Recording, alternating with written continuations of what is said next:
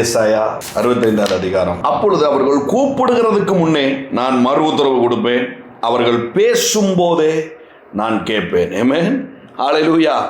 எல்லாரும் சொல்லுங்க, கூப்பிடுகிறதுக்கு முன்னே நான் மறு உத்தரவு கொடுப்பேன். And it shall be that before they call I will answer. ஆமென்.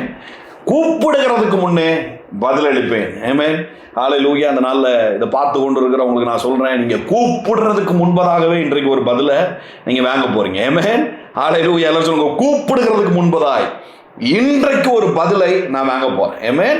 ஜெபிப்பதற்கு முன்பதாகவே ஒரு பதிலை நான் வாங்க போகிறேன். பாருங்களேன், ஒவ்வொரு காலகட்டத்திலையும் வாழ்கிற மனிதர்கள் அவங்க வழிபடுகிற தெய்வங்கள் எப்படிப்பட்டது அப்படின்னு அந்த மனிதர்களை யோசிக்கிறாங்களோ அதற்கு ஏற்ற மாதிரி ஆண்டவர் என்ன பண்ணுறாரு, அந்த மனிதர்களோட டீல் பண்ணுறாரு. இப்போது இஸ்ரவேல் ஜனங்கள் விடுதலையாகி வரும்பொழுது பார்த்தா உங்களுக்கு தெரியும், நான் அடிக்கடி நான் சொல்லியிருக்கிறேன், தவளைகள் ஒரு வாதையாக என்ன பண்ணுது இந்த ஜனங்களுக்குள்ளே வருது. தவளை ஒரு வாதையாக அந்த ஜனங்களுக்குள்ளே வரும் பொழுது பார்வோன் என்ன பண்ணுறான், மோசையை கூப்பிட்டு இந்த தவளைகள் எல்லாம் போகும்படி நீ என்ன பண்ணு, ப்ரேயர் பண்ணு அப்படின்னு சொல்கிறான். அப்போ அந்த ஆப்ஷனை என்ன பண்ணுறான், எப்போ போகணும் அப்படிங்கிற ஆப்ஷனை மோசை என்ன பண்ணுறான், பார்வோன்ட்டே கொடுக்குறான். எப்போ தவளைலாம் வெளியில் போகணும்னு நீ சொல்கிறியோ அப்படியே நான் ப்ரேயர் பண்ணுறேன், எப்போ போகணும் அப்படின்னு கேட்கும்பொழுது அவன் சொல்கிறான் நாளைக்கு அப்படின்னு சொல்கிறான். ஏன்னா அவன் வழிபடுகிற தெய்வங்கள் என்னன்னா அது என்றைக்குமே உடனே செய்யாது, நாளைக்கு செய்யும் அப்படிங்கிறது தான் அவனுடைய நம்பிக்கை. பாருங்க, அப்போ என்ன பண்ணுறான், அவன் சொன்னபடியே என்ன ஆகுது, இவனும் ப்ரேயர் பண்ணுறான். பார்த்தா மறுநாள் தான் அந்த தவளைகள் எல்லாம் அந்த இடத்துல இருந்து வெளியில ஏறுது பாருங்க. ஆனால் நம்ம தேவனை குறித்ததான ஒரு விஷயத்தை நீங்கள் புரிஞ்சுக்கிடணும், அவர் கேட்ட உடனே பதிலளிக்கிற தேவன் அல்ல, கேட்டதுக்கு அப்புறம் பதிலளிக்கிற தேவன் அல்ல. நான் கேட்பதற்கு முன்பதாகவே அவர் பதிலை கொடுக்கிற தேவனா இருக்கிறார். ஏமே, ஹல்லேலூயா, ஹல்லேலூயா. தானியேல்ல எப்படி வருது பாருங்க. தானியேல் என்ன பண்றான், தீர்க்க தரிசன ஆகமங்களை எடுத்து படிக்கிறான். எத்தனை வருஷம் பாபிலோனியர்களுக்கு கீழே இஸ்ரவேல் ஜனம் அடிமையா இருக்கணும் அப்படிங்கிறத எடுத்து படிக்க பார்க்கும்போது 70 வருஷம் அடிமையா இருப்பீங்க அப்படின்னு தீர்க்க தரிசனம் சொல்லுது. கால அளவிட்ட பார்த்தா அவன் ஆண்டுகளை அளந்து பார்க்குறான், 70 வருஷம் தாண்டி போகுது, ஆனாலும் அடிமையா இருக்கிறாங்க பாருங்க. இவனால் அதை ஏற்றுக்கிடவே முடியல. 70 வருஷம் ஆயிட்டு, ஆனால் இப்படி இன்னும் அப்படி இருக்க முடியும், தீர்க்க தரிசனம் பொய்யாகாத அப்படின்னு சொல்லி முழங்கால் போடுறான் பாருங்க. 21 டேஸ் கழிச்சு என்ன ஆகுது, ஒரு ஆன்சர் வருது. ஆன்சர் வரும்பொழுது அந்த தூதன் சொல்றான், நீ வேண்டிக் கொள்ள துவங்கும் முன்னே நான் என்ன பண்ணிட்டேன், நீ முதல் நாள் முழங்கால் போட பார்த்த பத்தியா, அப்பவே நான் கிளம்பி வந்துட்டேன் அப்படிங்கிறான். ஏமே, அப்பவே நான் கிளம்பி வந்துட்டேன். வானமண்டலத்தின் பொல்லாத சேனைகளோடு ஒரு யுத்தம் நேரிட்டதுனால என்னாச்சு, நான் கேப்ரியல கூப்பிட வேண்டியதாகி போச்சு, சண்டைக்கு ஏற்ற தூதனை நான் வர சொல்ல வேண்டியதாகி போச்சு. அங்கே ஒரு டீலிங் நடந்து வர்றதுனால சம் டிலே ஆயிட்டு. ஆனால் விஷயம் என்னன்னா, நீ எப்போ முழங்கால் படி போடணும்னு நினைத்தையோ அப்பவே உனக்கான ஆன்சர் உனக்கு சப்ளை ஆக ஆரம்பிக்குது. ஏமே, ஹல்லேலூயா, ஹல்லேலூயா. நான் சொல்றேன், இன்னைக்கு நீங்க என்ன எதிர்பார்த்து நீங்க வந்திருக்கிறீங்கன்னு எனக்கு தெரியல, ஆனா இதை ஒரு தீர்க்க தரிசனமா நீங்க எடுத்துக்கோங்க. இன்றைக்கு நீங்க முழங்கால் படிக்கணும்னு நினைச்சு வர்றதுக்கு முன்பதாகவே உங்களுக்கான ஆன்சர் சப்ளை ஆயிட்டு இருக்குது. உங்களுக்கான ஆன்சர் சப்ளை ஆயிட்டு இருக்குது. ஏமே, யாருக்கு எக்ஸ்பிளனேஷன் கொடுக்கணும், யாருக்கு எக்ஸ்பிளனேஷன், என் காரியத்தை குறித்து ஒரு விரிவாக்கமாக ஒன்று சொல்லணும், ஒரு கட்டுரை எழுதணும், ஒரு பிரீஃப் எக்ஸ்பிளனேஷன் கொடுக்கணும் அப்படின்னா அதை யாருக்கு நான் கொடுக்கணும், என்னை பற்றி தெரியாத ஆளுக்கு தான் நான் கொடுக்கணும், அல்லது அந்த காரியத்தை பற்றி தெரியாத ஆளுக்கு தான் என்ன செய்யணும், நான் ஒரு விளக்கத்தை கொடுக்க வேண்டியது இருக்குது. பாரு, எல்லாம் தெரிஞ்சவங்ககிட்ட ரிப்பீட்டாக ஒரு கதையை சொல்ல வேண்டிய அவசியம் அல்ல, அதை கேட்கறதுக்கு அவங்க தீவிரப்படுகிறதும் இல்லை. இப்போ நம்ம தேவனை குறித்ததான பார்வை எப்படி இருக்குது அப்படின்னு சொன்னால், இப்போ தான் அவருக்கு ஏதோ ஒன்று நம்ம சொன்னா தான் அவருக்கு தெரியும் உங்களுக்கு அப்படின்னு தான் என்ன பண்ண வேண்டியிருக்குது, காரியத்தை அவர் இடத்துல ஒப்பிச்சுக்கிட்டு இருக்க வேண்டியது இருக்கு. பாருங்க, தேவன் ஒருபோதும் அதை அறியாதவர் அல்ல. ஏமே, எல்லாம் சொல்லுங்க, என்னை பற்றி அவருக்கு நல்லா தெரியும்.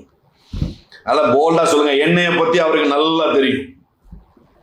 2 விஷயம் முக்கியம் பாருங்க, என்ன காரியங்கிறதும் தெரிஞ்சிருக்கணும், யாருங்கிறதும் தெரிஞ்சிருக்கணும். என்னைய பத்தியும் தெரிஞ்சிருக்கணும், எனக்கு இன்னைக்கு என்ன பிரச்சனை அப்படிங்கிறதும் அவருக்கு தெரிஞ்சிருக்கணும். தெரிஞ்சாதான் அது யாரு, அவர் தேவனா இருக்கவே முடியும். என் காரியத்தை பத்தி தெரிஞ்சு என்னைய பத்தி தெரியலன்னா என்ன ஆயிரும், நம்மளுக்கு என்ன வரும். இப்போ பாருங்களேன், என்னைய பத்தி எந்த விதத்துல அவர் தெரிஞ்சிருக்கிறார் அப்படிங்கிறது ரொம்ப முக்கியம். பாருங்க, கன்ஃபியூஸ்லாம் ஆகாதீங்க. தெளிவா நான் உங்களுக்கு மறுபடியும் சொல்றேன். நான் ஒருவர்கிட்ட உதவி கேட்க போறேன், சரியா? நான் எப்படிப்பட்ட சேட்டை பிடிச்ச ஆளுங்கிறது அவருக்கு நல்லா தெரியும். அப்படின்னா அவர் என் சேட்டையை பொறுத்து தான் எனக்கு பதிலளிப்பாரு நான் மைண்ட்ல ஏத்திக்கிட்டேன் அப்படின்னு சொன்னா, நான் அவர்கிட்ட போய் என் காரியத்தை சொல்லும் பொழுது எப்படி இருக்கும்? இவர் செஞ்சாலும் செய்வாரு, செய்யலைனாலும் ஒன்றும் செய்ய முடியாது அப்படின்னு. ஆனா இவர் எப்படின்னு சொன்னா, என் வண்டவாளம் தண்டவாளம்லாம் தெரிஞ்சு என்னை நேசிக்கிறேன் அப்படின்னு சொன்ன ஆளு பாருங்க. ஏமே எல்லாரும் சொல்லுங்க, என் வண்டவாளம் தண்டவாளம் எல்லாம் அவருக்கு நல்லா தெரியும். நான் என்னென்ன சேட்டை பண்ணுவேங்கிறது அவருக்கு நல்லா தெரியும். பாருங்க, பேதுருவை ஆண்டவர் சந்திக்கிறார். முதல் முறையா ஒரு என்கவுண்டர் நடக்குது பேதுருவோட. என்ன பண்றான், வலை எம்டியா இருக்குது, முழுதும் பிரயாசப்பட்டும் ஒன்றும் இல்லாம அங்க என்ன பண்றான், அவன் வெயிட் பண்ணிட்டு இருக்கிறான். அப்போ ஏசு என்ன பண்றான், அவனுடைய படகை கேட்டு வாங்கி ஏறி ஆழமா போ, வலது பக்கம் வலைய வீசுன்னு சொல்லி மீன் பிடிக்க செய்தார். சூப்பர் நேச்சுரலா கண்ணால பாக்குறான், வியந்து போகும்படியான காரியங்கள் நடக்குது. இதெல்லாம் அனுபவிக்கிறான். என் பின்னாடி வா, இது என்ன மனுஷனே அவனை பிடிக்கிறவனாக்குறேன் அப்படின்னு சொல்லி என்ன பண்றாரு, அவனை கூட்டு போய் 3.5 வருஷம் ட்ரைனிங் கொடுக்குறாரு. அவனுக்கு பவர் கொடுத்து என்ன பண்றாரு, நோய்களையும் பேய்களையும் நீ துரத்து, நீ அதற்காக அபிஷேகம் பண்ணப்பட்டிருக்கிற அப்படின்னு சொல்லி அவ்வளவு உட்கார்ந்து கதையா சொல்லி, சிலுவை மரணம் வரும்பொழுது என்ன ஆயிடுச்சு, போய் உள்ள தெரிச்சு ஓடிடுச்சு, போய் ஒளிஞ்சுக்கிட்டான். பாருங்க, இதுக்கு மேல ஊழியம்லாம் நம்மளுக்கு ஒப்பேறாது, நம்ம என்ன பண்ண வேணும், இதே மாதிரிதான் நம்மளையும் சாகடிச்சு விடுவாங்க அப்படின்னு சொல்லி என்ன பண்ணிட்டான், ஆண்டவரையும் கெட்ட வார்த்தை போட்டு திட்டிட்டு கிளம்பி போயிட்டான். பாருங்க, கிளம்பி போட்டு என்ன பண்ணிட்டான், அவன் போனது மட்டும் இல்லாம கூட 2 பேரையும் சேர்த்து கிளம்பி கூட்டு போயிட்டான். கூட்டு போய் மறுபடி போட்ல ஏறி நிக்காம பாருங்க, பார்த்தா அதே மாதிரி என்ன பண்ணுது, மீன் அகப்படலை. வாசல்ல வெளியில பார்த்தா இங்க ஒருத்தர் உட்கார்ந்துருக்கிறார். இங்க உட்காந்துட்டு அவனுக்கு மீனை பொறிச்சு என்ன பண்றாரு, கொடுக்குறாரு. பாருங்க, நெருப்பு மூட்டி வந்திருக்கிறாரு. அவனுக்கு வாரானுங்க வந்தா, நல்ல குளிர் நேரத்துல வாரானுங்க பாருங்க, நின்னா என்ன பண்றாரு, இவர்களுக்கு முதல்ல அவங்களுடைய சரீரத்திற்கு தேவையான ஒரு விஷயத்த செய்யறாரு. அப்புறம் ஒரு கேள்வி கேட்கிறாரு, என்னாச்சு அப்படின்னு சொல்லி ஒரு கேள்வி கேட்கிறாரு. ஒன்றும் அகப்படலை. அவன் மறுபடியும் என்ன பண்றாரு, வலையை வீச சொல்றாரு. இப்போ 153 பெரிய மீன்கள் அவங்க கையில சிக்குது. பாருங்க, இதெல்லாம் ஒன்றும் தெரியாம அவர் நின்றுகிட்டு இல்லை. இவனை பத்தி நல்லா தெரியும், பேதுருவை பத்தி அவருக்கு நல்லா தெரிஞ்சுதான் என்ன பண்றாரு, அவன் ஆவி, அவன் ஆத்துமா, அவன் சரீரம் 3க்குமான பதில அட் அ டைம்ல அவர் செய்யறாரு. கர்த்தருடைய தீர்க்கதரிசியா நான் உங்களுக்கு சொல்றேன், என்னால ஜெபிக்க முடியல, என் மனது ஒரு மாதிரி அளவாயுது, என் சரீரம் சரியில்லை, என் ஆவிக்குரிய ஜீவன் சரியில்லை, ஏதோ ஒன்று 3லையும் டிஸ்டர்ப் பண்ணிட்டு இருக்கு. நீங்க உட்கார்ந்து இருக்கிறீங்கன்னா நான் உங்களுக்கு சொல்றேன், 3க்கும் ஒரே நேரத்துல அவர் பதில் செய்கிற தேவனா இருக்கிறார். ஹல்லேலூயா. ஆமா ஆமா, பாருங்க, சரீரத்திற்கு தேவை என்ன ஆகுது, அந்த இடத்துல ஒரு வார்ம் தேவைப்படுது, ஒரு சூடு தேவைப்படுது. இவர் என்ன பண்றாரு, அதை அங்க வைத்திருக்கிறாரு. பொரிச்ச மீனை தூக்கி வச்சிருக்கிறாரு. பிடிச்சிட்டு வந்தது கொஞ்சம் கூட, அதுலயும் கொஞ்சம் பொரிச்சுதானே அப்படிங்கிறாரு. சரீரத்திற்கு தேவையானது அங்க செய்யறாரு. பாருங்க, மனதிற்கு தேவையானதை செய்யறாரு. ஆவியில பாருங்க, தேவனை விட்டு தூர போயிட்டேனேங்கிற ஸ்பிரிட்டே போன மாதிரி உட்கார்ந்துட்டு இருக்கிறவனை பிடிச்சி என்ன பண்றாரு, நீ என்ன நேசிக்கிறியான ஆவியில ஒரு பலனை கொடுக்குறாரு. ஏமே, நான் இன்றைக்கு தீர்க்க தரிசனமா சொல்றேன், உங்க ஆவி, ஆத்மா, சரீரத்தை தேவன் நன்றாய் அறிந்திருக்கிறார். உங்க மனப்போக்கை அவர் நன்றாய் அறிந்திருக்கிறார்.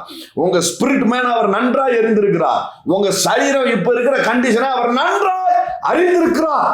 உங்களுக்கு எங்க சூடு தேவைங்கிறத அவர் நன்றாக அறிந்திருக்கிறார். உங்கள் மனது மறுரூபம் ஆகணும், எப்படி ஆகணுங்கிறத அவர் நன்றாக அறிந்திருக்கிறார். நீங்க எவ்வளவு சேட்டை பண்ணிட்டு இந்த இடத்துக்கு வந்தீங்க அப்படிங்கிறதையும் அவர் நன்றாக அறிந்திருக்கிறார். நீங்கள் நீதிமானாய் இருக்கிறதையும் அவர் நன்றாக அறிந்திருக்கிறார். ஏமே, ஹல்லேலூயா. என்ன சொல்லுங்க, என்னைய பத்தி நல்லா அவருக்கு தெரியும், என் குடும்பத்தை பத்தி அவருக்கு நல்லா தெரியும். என் நடக்கையை பத்தி அவருக்கு நல்லா தெரியும். தெரிஞ்சுதான் எல்லாவற்றையும் ஆயத்தம் பண்ணுகிற ஏகோவா ஈரேவாய் அவர் இன்றைக்கு எனக்கு இருக்கிறார். ஹல்லேலூயா. என் சூழல் அவருக்கு தெரியலையே, நான் இனிமேதான் எக்ஸ்பிளைன் பண்ணணும். பார்த்து கொண்டு இருக்கிறேன், அவருக்கு கண் இல்லையா, காது இல்லையா, மூக்கு இல்லையான்னு நான் கேட்க வேண்டிய அவசியம் இல்லை. பாருங்க, இந்த அறிவு இல்லாததுனாலதான் கவலை மேற்கொள்ளுது, அழுக முட்டிக்கிட்டு வருது. பாருங்க, லாசருவை பத்தி ஆண்டவர் சொல்லும் பொழுது என்ன சொல்லிட்டாரு? இந்த வியாதி மரணத்துக்கு ஏதுவானது அல்ல. ஆமென். உங்க சரீரத்தில் இருக்கிற பலவீனமான பகுதியை கையை வச்சு சொல்லுங்க, இந்த வியாதி மரணத்துக்கு ஏதுவானது அல்ல. எப்படி பிரதர் சொல்றீங்க? மரணம் எனும் கூரை தேவன் சிலுவையில ஏற்கனவே அவர் ஆணி எடுத்து விட்டார். மரணத்தை அவர் ஜெயித்தார். மரணத்தின் கூரை என் வாழ்க்கையில இருந்து அவர் நீக்கி போட்டிருக்கிறார். ஆமென். அப்ப இந்த வியாதி என்ன மரணத்துக்கு நேரா மூவ் பண்ணாது. அப்ப இது எதுக்கு நேரா என்னை மூவ் பண்ணும்? கர்த்தருடைய நாமம் மகிமைப்படும். ஆமென். இந்த வியாதி எதனால வந்தது? எனக்கு அந்த கேள்விக்கு பதிலே தேவையில்லை.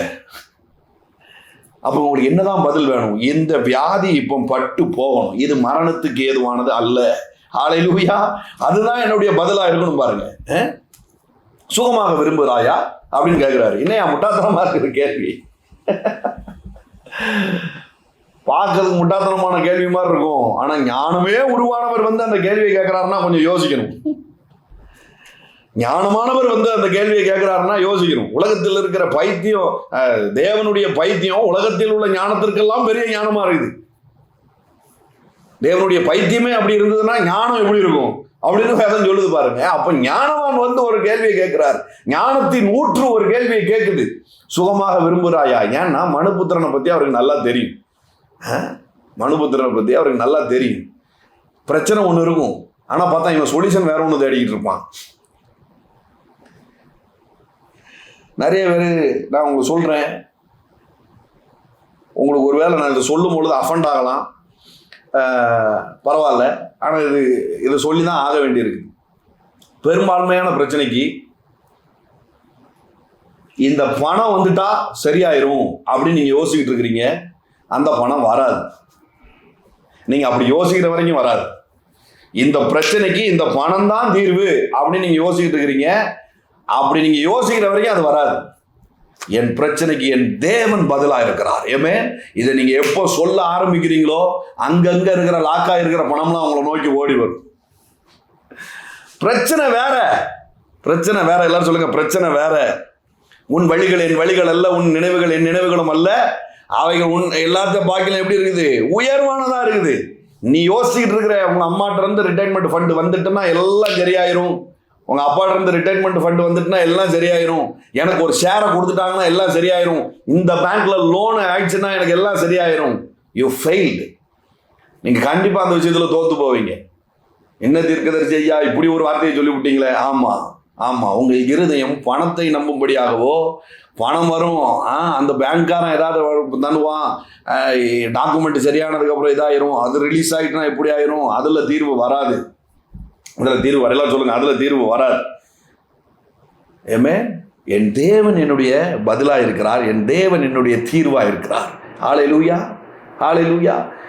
பாருங்க, ஏன் ஆண்டவர் ஈசாக்க பலி செலுத்த சொல்லணும்? அவன் எகிப்திலிருந்து கிளம்பி வரும்பொழுது எவ்வளவு சொத்து பத்து இருக்கு, எவ்வளவு சொத்து பத்து இருக்கு. வேலைக்காரனுடைய சீமானா வெளியில வரான், ஆடு மாடுகளுடைய ஒட்டகங்களுடைய சீமானா வெளியில வரான். எவ்வளவு பெரிய தொழிலதிபர் அவன். ஒரே நேரத்தில் 1000 ஆட் ஆயிடுறா அப்படின்னு சொல்ல வேண்டியதானே? இல்லை பாருங்க, அது கிடையாது.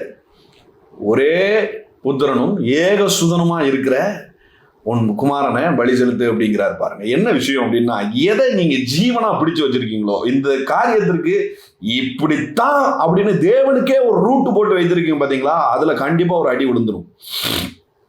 அதுல கண்டிப்பா ஒரு அடி விழுந்துரும். எல்லாம் சொல்லுங்க, தேவனுக்கு நான் வழியை ஆயத்தப்படுத்த முடியாது. தேவனுக்கு என் லைஃப்ல அவர் வேலை செய்யும்படியா இந்த வழியில நீங்க வாங்க அப்படின்னு நான் சொல்லவே முடியாது, சொல்லவும் கூடாது. தெளிவா சொல்லிட்டார் ஆண்டவர், உன் வழிகள் என் வழிகள் அல்ல. நீ எதை ஜீவன் நினைச்சுக்கிட்டு இருக்கிறியோ அதை விட்டு விடு. அதை என்ன பண்ண போடுவ? நீ சுதந்திரிப்ப அப்படிங்கிறார் ஆண்டவர். இந்த ஜீவனை காக்கிறவன் அதை இழந்து போகிறான், அதை விட்டு விடுகிறவனோ அதை திரும்பவும் பெற்றுக்கொள்கிறான் அப்படின்னு இருக்குது. ஹல்லேலூயா. அவர் நன்றாய் அறிந்திருக்கிற தேவன். சொல்லுங்க, என்னை பத்தி நல்லா அவருக்கு தெரியும். என் ஆவி ஆத்மா சரீரத்திற்கு என்ன தேவைங்கிறது அவருக்கு நல்லா தெரியும். எங்க எனக்கு சூடு உண்டாகணுங்கிறத அவர் நன்றாய் அறிந்திருக்கிறார். எவ்வளவு பசியில இருக்கிறேன், எனக்கு என்ன தேவை அப்படிங்கிறத அவர் நன்றாய் அறிந்திருக்கிறார். ஹல்லேலூயா. யாத்திராகமம் 3ஆம் அதிகாரம். மோசே ஆண்டவர் பார்க்குறாரு. ஃபர்ஸ்ட் என்கவுண்டர் நடக்கு மோசையோட. ஆண்டவர் பேச்சு கொடுக்குறாரு. இதை கவனிங்க.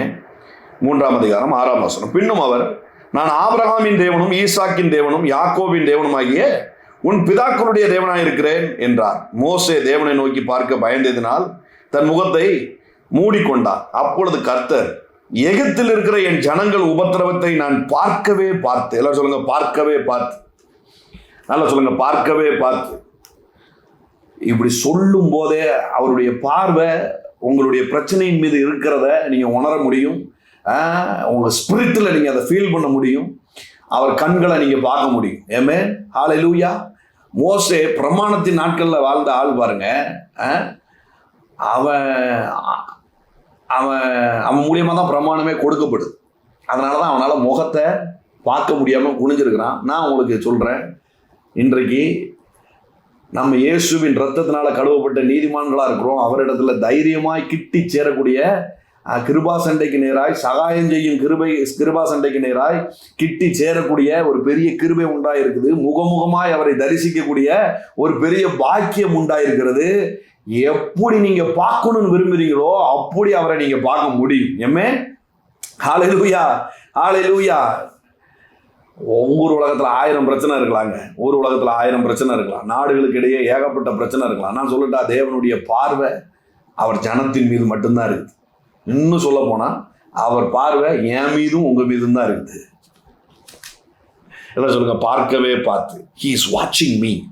He is watching me. நான் என்னடா தப்பு பண்றேங்கிறத பார்க்கறதுக்காக அவர் என்னை பார்க்கல.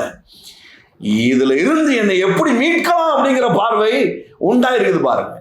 அவர் முதலே சொல்லிட்டாரு, இஸ்ரவேலிலே நான் குற்றம் பார்ப்பது இல்லை, என் பிரியமே என் ரூபவதியே உன்னிலே பழுதொன்றும் இல்லை. இதை எத்தனை முறை நாள் நீங்க சொல்லணும் பாருங்க. பிரேயருக்கு போறதுக்கு முன்பதான் இதை முதல்ல சொல்லுங்க. ஆண்டவரே, ஒருபோதும் இப்போ எல்லாம் சொல்லுங்க, இப்போ என்கிட்ட நீங்க குற்றத்தை பார்ப்பது இல்லை, என்கிட்ட நீங்க குறைய பார்ப்பது இல்லை. உங்களுடைய ரத்தம் என்னை கழுவி கொண்டே இருக்குது. என்னை நீர் நீதிமானாய் பார்க்கிறீர், என்னை குற்றவாளியாய் நீர் பார்ப்பதில்லை. என்னை சுத்தி இருக்கிறவங்க எத்தனை பேர் அக்யூஸ் பண்ணியிருந்தால் என்னை நன்றாய் அறிந்திருக்கிற தேவன். ஹல்லேலூயா. ஹல்லேலூயா. என்னை மீட்கும் போதே அவர் அவர் அவர் அதெல்லாம் தெரிஞ்சுதான் என்னை அறிந்திருக்கிறார். என்னை இந்த உலகத்துக்கு அனுப்பும் போதே தெரிஞ்சுதான் அனுப்பியிருக்கிறார். தாயின் கருவறையில எலும்புகள் உண்டாகுது முன்பதே என்னை தெரிஞ்சுதான் அவர் அனுப்பியிருக்கிறார் பாருங்க. இன்னைக்கு நேத்து இல்லை. எல்லாரும் சொல்லுங்க, இன்னைக்கு நேத்து இல்லை. எரேமியா தீர்க்கதரிசி சொல்றான், தாயின் கருவறையிலேயே என்னை நீர் அபிஷேகம் பண்ணி ஜாதிகளுக்கு தீர்க்கதரிசியா நீர் ஏற்படுத்தினீர் அப்படின்னு.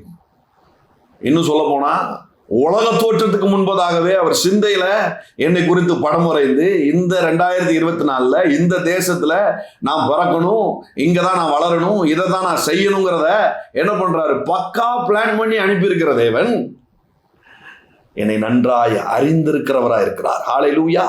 என் எலும்புகளை அவருக்கு நன்றாய் தெரியும். என்ன உறுப்புல உங்களுக்கு பிரச்சனை இருக்கிறோ அந்த உறுப்பு அவர்கிட்ட பத்தி அதை சொல்லுங்க. அப்படி என் தலைமுடியை பத்தி அவருக்கு நல்லா தெரியும்.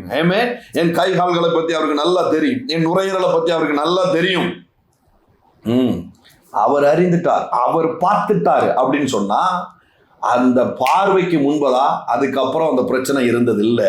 என்றைக்கு இஸ்ரவேல் ஜனன் மீது அவருடைய பார்வை விழுந்ததோ, சொல்லப்பட்ட வாக்குத்தத்தங்களை ஆபிரகாமுக்கு சொன்ன உடன்படிக்கை அவர் எப்படி நினைவு கூர்ந்து அவர் சொல்லிட்டாரு. 700 வருஷத்துக்கு முன்னாடியே சொல்லிட்டாரு ஆபிரகாம்கிட்ட, இதுதான் நடக்க போகுது அப்படின்னு. அப்ப நான் மீட்பேன் அப்படிங்கிற உடன்படிக்கையும் அவனோடு பண்ணியிருக்கிறார் பாருங்க. அந்த உடன்படிக்கையை அவர் நினைவு கூர்ந்து என்றைக்கு பார்க்க ஆரம்பித்தாரோ அதற்கு பிற்பாடு அந்த ஜனம் அந்த அடிமைத்தனத்திலே இருக்கவில்லை. இன்றைக்கு என்ன பிரச்சனையோ அந்த பிரச்சனையின் மீது ஒரு பார்வை விழுந்து கொண்டிருக்கிறது. ஹல்லேலூயா. என்ன சொல்லுங்க, என் பிரச்சனை மீது நான் ஜெபிப்பதற்கு முன்பதாகவே அவருடைய பார்வை விழ ஆரம்பிச்சுட்டு, என் ஜனத்தின் உபத்திரவத்தை நான் பார்க்கவே பார்த்து. சொல்லுங்க, பார்க்கவே பார்த்து. பார்வை ஒன்றே போதுமே. பார்க்கவே பார்த்து. ஐயோ, எனக்கு சொல்லிக்கிட்டே இருக்கணும் போல இருக்குது. பார்க்கவே பார்த்து. ஐ சி. அவருடைய கண்கள், அந்த ஒளி உங்க வீட்டுக்குள்ள இன்னைக்கு அடிக்கிறத நான் பார்த்துட்டு இருக்கிறேன். ஆமென். ஹல்லேலூயா. உங்க ப்ராப்ளம் மீது அந்த கோபத்தின் பார்வைகள் இறங்குறத நான் பார்த்துட்டு இருக்கிறேன். ஹல்லேலூயா.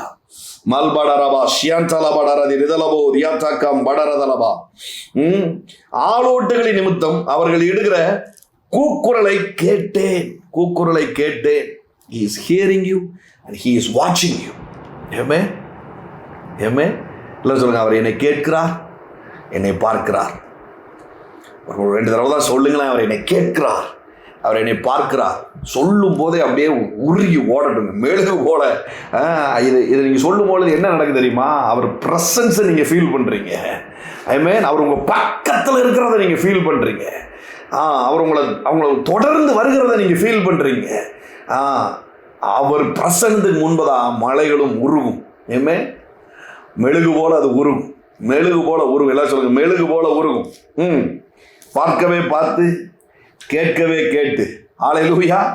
எல்லாம் சொல்லுங்க, பார்க்கவே பார்த்து, கேட்கவே கேட்டு அவர்கள் படுகிற வேதனைகளை அறிந்திருக்கிறேன்.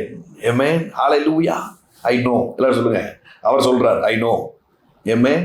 உங்க பக்கத்தில் இருக்கிறாங்க, உங்க ஃபேமிலி மெம்பர்ஸ் இருக்கிறாங்கன்னா சொல்லுங்க, என்னைய பத்தி அவருக்கு தெரியும், என் சூழல் அவருக்கு தெரியும், இந்த சிச்சுவேஷன் அவருக்கு தெரியும். He knows everything. He knows everything. புதுசாக அவருக்கு நான் எக்ஸ்பிளனேஷன் கொடுக்க வேண்டிய அவசியம் இல்லை. எந்த இஸ்ரவேல் ஜனமும் அவரை கூப்பிட்டு எக்ஸ்பிளனேஷன் கொடுத்துக்கிட்டு இல்லை. அவர் சொல்றாரு, அந்த சவுண்டு என் காதில் விழுது, நான் அவங்கள பார்க்குறேன், நான் அவங்கள கேட்குறேன், அவளை நன்றாய் அறிந்திருக்கிறேன். அவர்கள் எகிப்தியரின் கைக்கு விடுதலையாக்கும். எல்லாம் கேட்கிறீ, எல்லாம் பார்க்கிறீங்க, என்ன விஷயங்க? எல்லாம் கேட்கிறீ, எல்லாம் பார்க்கிறீ. ஓகேங்க, என்ன யூஸு? என்ன யூஸு? அவர் என்னை அறிந்திருக்கிறார், என்னை பற்றி நல்லா அவருக்கு தெரியும். தெரிஞ்சு என்ன பிரயோஜனம்? அதுதான் அடுத்த வசனம் சொல்லுது, என்ன பிரயோஜனம்? அவர்கள் எகிப்தியரின் கைக்கு விடுதலையாக்கவும் அவர்கள் அந்த தேசத்திலிருந்து நீக்கி கானானியரும் ஏத்தியரும் எமோரியரும் பெரிசியரும் ஏவியரும் எபூசியரும் இருக்கிற இடமாகிய பாலும் தேனும், எல்லாம் சொல்லுங்க, பாலும் தேனும் ஓடுகிற நலமும் விசாலமான தேசத்தில் கொண்டு போய் சேர்க்கவும் இறங்கினேன். That is a purpose. அவர் உங்களை பார்ப்பதற்கு ஒரு பர்பஸ் இருக்குது. நீங்க இப்ப இருக்கிற இடத்துல இருந்து உங்களை எப்படி ஷிஃப்ட் பண்ணலாங்கிறது தான் அவருடைய பார்வையா இருக்குது. இதை நான் சொல்லும் போதே உங்க லைஃப்ல ஒரு பெரிய ஷிஃப்ட் உண்டாகும். ஹல்லேலூயா. லெவல் சேஞ்ச் நான் சொல்லல. கார்ப்பரேட் கம்பெனி தான் லெவல் சேஞ்ச் தரும். கார்ப்பரேட் கம்பெனி லெவல் சேஞ்ச் தரும். இந்தியன் கவர்மெண்ட், நீங்க இருந்து கொண்டிருக்கிற தேசத்தினுடைய கவர்மெண்ட் லெவல் சேஞ்ச் தரும். ஆனா எந்த கவர்மெண்ட்டும் ஒரு ஷிஃப்டை நம்முடைய வாழ்க்கையில செய்யாது. நம்முடைய வாழ்க்கையில ஷிஃப்ட் உண்டாக்குகிறது அது ஒரே ஒரு கவர்மெண்ட் தான், அது ஹெவன்ஸ் கவர்மெண்ட். பரலோகம் தான் நம்முடைய லைஃப்ல ஒரு பெரிய ஷிஃப்டை உண்டு பண்ண முடியும். பாருங்க. ஹல்லேலூயா. நீங்க எங்கேயுமே பார்க்க முடியாது, எங்கேயுமே பார்க்க முடியாது. டீ கடையில டீ ஆத்துறவரா இருந்தா கூட லெவலா தான் பிஎம் ஆக முடியும். டீ கடையில டீ ஆத்துறவரா இருந்தா கூட லெவலா தான் சிஎம் ஆக முடியும், பிஎம் ஆக முடியும். தொண்டனா இருந்து, அடிப்படை தொண்டனா இருந்து பல பேருடைய காலை வாரி அப்படியே கொஞ்சம் கொஞ்சமா மேலே ஏறி மதவெறியை தூண்டி என்னெல்லாமோ பண்ணி தில்லுமுள்ள ஆட்டம்லாம் பண்ணி தான் என்ன பண்ண வேண்டியிருக்குது, ஷிஃப்ட் உண்டாக அதாவது லெவல் சேஞ்சில் தான் வர முடியுதே தவிர ஷிஃப்டை இந்த உலகம் பார்த்ததே கிடையாது. பாருங்க, இந்த உலகத்தில் இருக்கிற ராஜ்யங்கள் ஷிஃப்டை கொடுக்கவே முடியாது. ஒரு மனுஷனை உயர்த்தணும்னு நினைச்சா படிப்படியான உயர்வுகள் அப்படின்னு தான் இருக்குமே தவிர யாருக்குமே எப்படி இருக்காது, ஷிஃப்ட் நடந்துட்டு இருக்காது. பாருங்க. ஆனா தேவன் உங்களுக்கு தீர்க்க தரிசனமா சொல்றாரு, வேதத்துல நடந்திருக்கிறதையும் நான் சொல்றேன், இன்றைக்கு ஒரு பெரிய ஷிஃப்ட் உங்களுக்கு உண்டாகும் போது. ஹல்லேலூயா, ஹல்லேலூயா. நான் சொல்றது லெவல் சேஞ்ச் கிடையாது. லெவல் சேஞ்ச் கார்ப்பரேட் கம்பெனி கொடுப்பாங்க பார்த்தீங்களா, ஒரு வருஷத்துக்கான பெர்ஃபார்மன்ஸை எடுத்து வச்சு என்ன பண்ணுவாங்க, அதுக்கு ஒரு லெவல் சேஞ்ச் கொடுப்பாங்க. அடுத்த வருஷம் இந்த ப்ரொமோஷன் உனக்கு இருக்குது, இது ப்ரொமோஷன் டியூ இயரு அப்படின்னு சொல்லி என்ன பண்ணுவாங்க, 1000 2000 சம்பளத்தை கூட்டுவாங்க. ஆனா எங்கேயுமே ஷிஃப்ட் உண்டாகாது. பிள்ளை பூச்சிக்கெல்லாம் கொடுக்கு முளைக்கும் நான் என்ன கனவாடா கண்டேன். கான்ஸ்டபிளா போறவன் இன்ஸ்பெக்டரா வராம பாருங்க, அதுதான் ஷிஃப்ட். இதை விட எப்படிங்க புரியுற மாதிரி சொல்ல முடியும்? கான்ஸ்டபிளா இருக்கிறவன் ஹெட் கான்ஸ்டபிளா தானங்க வரணும். அதுக்கப்புறம் சப் இன்ஸ்பெக்டர் ஆகணும், சர்க்கிள் இன்ஸ்பெக்டர் ஆகணும். அதுக்கப்புறம் தான் ரிட்டையர்மெண்ட்டுக்கு 1 வருஷத்துக்கு முன்னாடி இன்ஸ்பெக்டர் கொடுத்து என்ன பண்ணுவாங்க, 1 வருஷம் டம்மி ஆக்கி வச்சு ரிட்டையர்மெண்ட் கொடுப்பாங்க. இதுதானே உலக வழக்கம், இதுதானே உலக நீதி.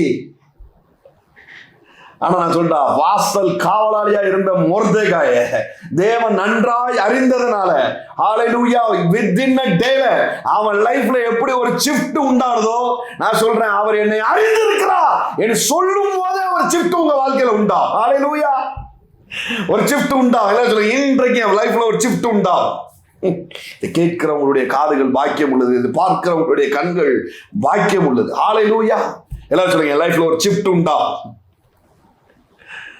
அடிமையா இருந்துட்டு இருக்கான். பாலும் தேனும் எங்க இருக்குது பாருங்க. கூழும் கஞ்சியும் எங்க இருக்குது, பாலும் தேனும் எங்க இருக்குது, ரேஷன் அரிசி எங்க இருக்குது, நெய்யாய் ஓடுகிற பாதைகள் எங்க இருக்குது.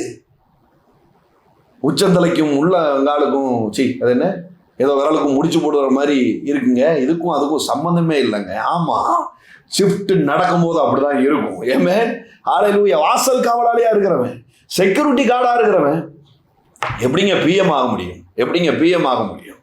அப்படியே ஆனா கூட செக்யூரிட்டி கார்டு இருக்கிறவன் அதுக்கு தலைவனாகணும். அங்கிருந்து என்ன பண்ண வேண்டியிருக்குது, அரசியல் ரீதியா உள்ள வர வேண்டியிருக்குது, கையை காலை பிடிக்க வேண்டியிருக்கு, காக்கா பிடிக்க வேண்டியிருக்குது. நான் சொல்றேன், நீங்க எதுவுமே பிடிக்க வேண்டியது இல்லை, எவனையும் தாங்க வேண்டியது இல்லை, எந்த பேங்க் வாசலையும் லோனுக்காக நிக்க வேண்டியது இல்லை. ஹல்லேலூயா. மோரபா, இந்த லேண்ட் சேல் ஆகணும்னு தவம் கிடக்க வேண்டியது இல்லை. தேவனுக்கு 1000 வழிகள் உண்டு. இன்றைக்கு உங்க வாழ்க்கையில ஒரு ராடிக்கல் ஷிஃப்ட் உண்டாக போகுது. Just receive it in the name of Jesus. சொல்லுங்க, இன்றைக்கு ஒரு ஷிஃப்ட் உண்டாக போகுது. ஐயோ சொல்லுங்களேன், இன்றைக்கு ஒரு ஷிஃப்ட் உண்டாக போகுது. இன்னைக்கு ஒரு ஷிஃப்ட் உண்டாக போகுது. ஏமே, பாலும் தேனும் ஓடுகிற நலமும் விசாலமான தேசத்தில் கொண்டு போய் சேர்க்கவும் இறங்கினேன். ஹல்லேலூயா. தேவன் ஒரு சில கிரெடிட்டை விட்டு கொடுக்கறதே இல்லை. செஞ்சா அது தேவன் செய்தது அப்படிங்கிறத இந்த உலகம் பார்க்கணும், நீங்களும் பார்க்கணும். உலகம் பார்க்கணும், நீங்களும் பார்க்கணும். செஞ்சா இது தேவன் செய்தது, செஞ்சா இது தேவன் செய்தது. கர்த்தரே செய்தார். கண்களுக்கு ஆச்சரியமா இருக்குது. எப்படி நடக்கும்? லெவல் சேஞ்சில் நடக்காது. சில பிரச்சனைகளுக்கு காலம் தீர்வா இருக்கு அப்படிங்கிற மாதிரி நீங்க உட்கார்ந்துருக்கிறீங்க. காலப்போக்கில் அது சரியாகும், காலப்போக்கில் அது சரியா இல்லை. கர்த்தரே செய்தார். எல்லாரும் சொல்லுங்க, கர்த்தரே செய்தார்.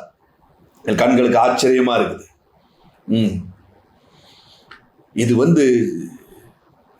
டைம் பவுண்டெல்லாம் தாண்டி ஒரு காரியம் நடந்தாதான் எப்படி இருக்கும்? அது கர்த்தரே செய்தார் அப்படின்னு இருக்கும். கர்த்தரே செய்தார் அப்படின்னு இருக்கும். Thank you Holi spirit, thank you Lord. அப்படியே இந்த ஒரு வார்த்தையை பிடிச்சி ஒரு நிமிஷம் மட்டும் நம்ம ப்ரேயர் பண்ணுவோம். இன்றைக்கி சம்திங் ஒன்று ஹேப்பன், உங்கள் லைஃப்பில் ஒரு பெரிய ஷிஃப்ட் உண்டாக போகுதுங்க. ஏமே ஹல்லேலூயா. எந்த எக்ஸ்பிளனேஷனும் கேட்காதீங்க, எந்த கன்ஃபர்மேஷனும் ஆண்டவர்கிட்ட கேட்காதீங்க. நிறைய அடையாளங்களை கேட்டே என்ன ஆயிடுது, சோர்ந்து போயிடுறோம் பாருங்க. அடையாளம்லாம் நடக்கும், நீங்கள் கேட்டது கிடைக்கும். அடையாளத்தையே கேட்டுக்கிட்டு இருந்தீங்கன்னா கடைசி வரைக்கும் அடையாளமே தான் இருந்துட்டு இருக்குமே தவிர பயணிக்கவே முடியாது பாருங்க. ஆண்டவரே, பாலும் தேனும் ஓடுகிற நலமும் விசாலமான தேசத்தில் கொண்டு போய் சேர்ப்பின் என்று சொன்னீரே, அதற்கு ஒரு அடையாளத்தை தாரும் அப்படின்னு நீங்க கேட்டீங்கன்னா அடையாளம் வரும். கடைசி வரைக்கும் அடையாளத்திலே உங்க லைஃப் போய்கிட்டு இருக்கும் பாருங்க. நிறைய பேர் என்கிட்ட இப்படி சொல்றது உண்டு. என்னன்னா, பிரதர் நீங்க சொன்ன அதே வார்த்தையே 2 வருஷத்துக்கு முன்னாடி ஒருத்தர் சொன்னார் பிரதர், அப்புறம் போன வருஷம் என் ஆண்டவர் சொன்னார் பிரதர், இன்னைக்கு சேம் வேர்டை நீங்க சொல்லியிருக்கீங்க பிரதர் அப்படிம்பாங்க. சேம் வேர்டு பிரதர் அப்படிம்பாங்க. அப்போ நான் சொல்லுவேன், அந்த வார்த்தை மாம்சமாக முடியாது இருக்கேன். 2 வருஷம் கூட ஒர்க் பண்ணலையா? 2 வருஷம் கூட அந்த வார்த்தை மாம்சமாக முடியா நீங்க ஒர்க் பண்ணலையா? இன்னும் அடையாளத்தை தான் நீங்க கேட்டுக்கிட்டு இருக்கீங்களா? ஐயோ பாவமே அப்படின்னு தான் யோசிக்க தோணும் பாருங்க. இல்லை, நான் சொல்லுங்க, நான் ஒரு அடையாளத்தை கேட்க போறது இல்லை. ஏமே இன்னைக்கு என் காரியம் ஷிஃப்ட்டுக்குள்ள பயணிக்கணும். ஏமே ஹல்லேலூயா எல்லாம் சொல்லுங்க. என் காரியம் இன்னைக்கு என் லைஃப் ஒரு ரேடிக்கலான ஷிஃப்ட்டுக்குள்ள போகணும். ரேடிக்கலான ஒரு ஷிஃப்ட்டுக்குள்ள போகணும். வேதத்துல இல்லாததை கேட்டாதாங்க பிரச்சனை. நான் உங்களுக்கு காட்டுறேன் பாருங்களேன்.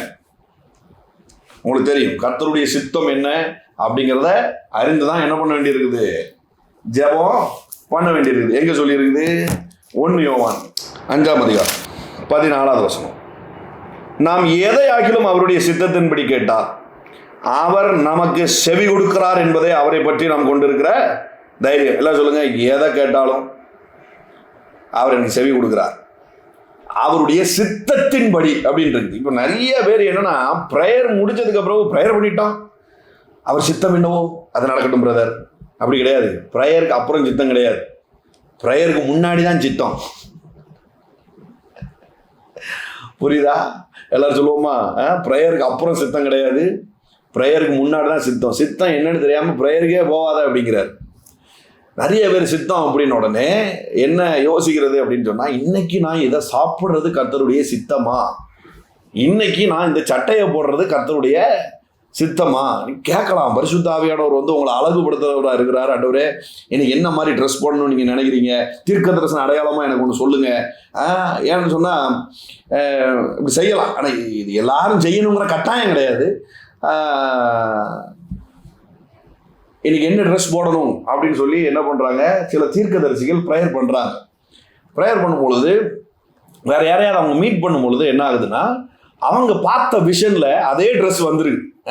ஸோ அதெல்லாம் ஒரு கன்ஃபர்மேஷனுக்கு எடுத்துக்கிறாங்க பாருங்க. அதெல்லாம் ஒரு கன்ஃபர்மேஷன் எடுத்துருக்காங்க. செய்யலாம், ஒன்றும் தப்பு ஒன்றும் கிடையாது. அவருடைய சித்தத்தின் அடிப்படையில் கேட்டு நம்ம ட்ரெஸ் போடுறதோ சாப்பிட்றதோ, இன்னைக்கு என்ன சாப்பிடலாம் ஆண்டவரே அப்படின்னு சொன்னால், இன்னைக்கு என்ன ஃபுட்டு பண்ணலாம் அப்படிங்கிறத கூட கேட்டு செய்யலாம். ஒன்றும் தப்புலாம் ஒன்றும் கிடையாது. அதுக்காக அதை செய்யலைன்னா பெரிய குத்தம் அப்படின்னும் கிடையாது பாருங்க. செய்யலாம், ஒன்றும் தப்பு கிடையாது. செய்யலைனாலும் அது பெரிய தேவ குத்தம்லாம் ஒன்றும் இல்லை பாருங்க. சித்தம் அப்படின்னு என்ன எடுத்துடுறாங்க, எதற்கெடுத்தாலும் ஒரு காமன் பேஸ் கிரவுண்ட் ஒன்று இருக்குது. அதையே பார்க்காம என்ன பண்ணிடுறது, இந்த நோய் குணமாகிறது கர்த்தருடைய சித்தமா, இப்படி வந்து இவர் சொல்றாரு ஷிஃப்ட் உண்டாகும் சொல்றாரு, இது கர்த்தருடைய சித்தமா? அப்படிலாம் கேள்வி எழுப்பலாம், ஒன்றும் தப்பு கிடையாது. வேதத்துல இருந்து நம்மளால சொல்ல முடியும் பாருங்க. இந்த வேதத்துல ஏதாவது ஒண்ணு நடந்திருக்குன்னா, இந்த வேதத்துல எல்லாரும் சொல்லுங்க, இந்த பைபிளை கையில வச்சுக்கோங்க, இந்த பைபிள்ல ஏதாவது ஒரு சூப்பர் நேச்சுரல் நடந்திருக்குன்னா என் வாழ்க்கையில அது சாத்தியம். ஏமே ஹல்லேலூயா. வெள்ளி கிரகம் இப்படி சொல்லியிருக்கிறாரு. ஏங்க, மீன் வயிற்றுல வந்து ஒரு மனுஷன் 3 நாளா இருக்குன்னு உங்க பைபிள் ஒரு கதையை அவுத்து விடுத, அதெல்லாம் நீங்க நம்புறீங்களா?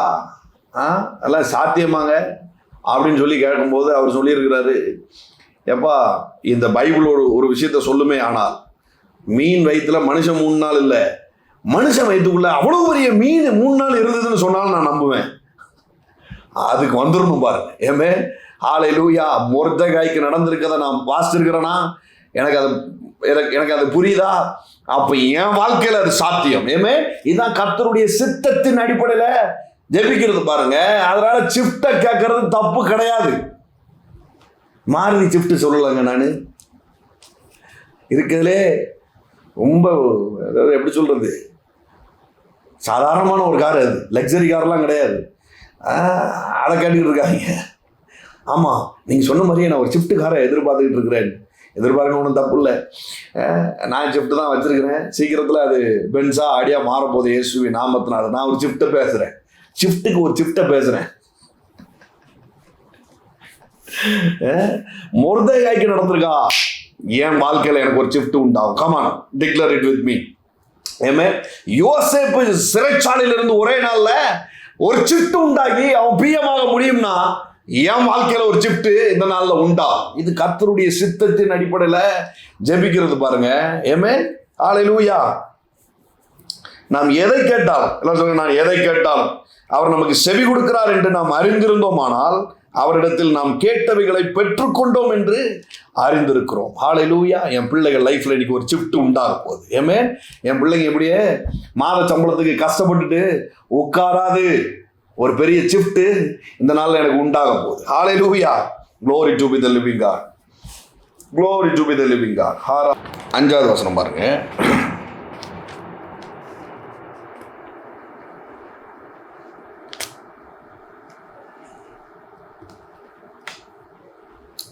சங்கீதம் 69:5. தேவனே, நீர் என் புத்தியீனத்தை அறிந்திருக்கிறீர், என் குற்றங்கள் உமக்கு மறைந்திருக்கவில்லை. சேனைகளின் கர்த்தராகிய ஆண்டவரே, உமக்காக காத்திருக்கிறவர்கள் என் நிமித்தம் வெட்கப்பட்டு போகாதிருப்பார்களாக. இஸ்ரவேலின் தேவனே, உம்மை தேடுகிறவர்கள் என் நிமித்தம் நாணம் இருப்பார்களாக. ஏமே, என்ன மாதிரி ஒரு ப்ரேயர் பாருங்க. இது தாவீது ராகத்தலைவனுக்கு ஒப்புவிக்கிறான் ஒரு சங்கீதத்தை. என் புத்தியினத்தை நீர் அறிந்திருக்கிறீர், ஆனாலும் நீர் சேனைகளின் கர்த்தராக இருக்கிறதுனால என் நிமித்தம் எந்த ஜனங்களும் வெட்கப்பட்டு போகாதபடி நீங்க செய்யுங்க அப்படிங்கிறான் பாருங்க. ஹல்லேலூயா.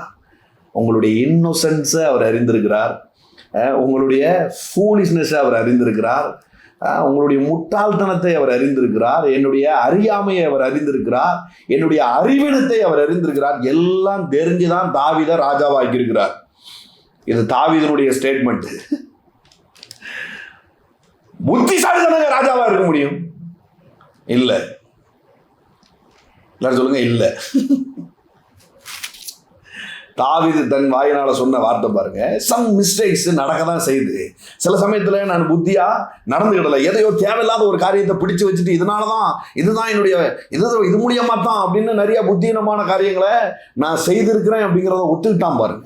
ஏமே, அதனாலதான் தாவீதின் இருதயத்துக்கு ஏற்றவன் அப்படிங்கிறார்.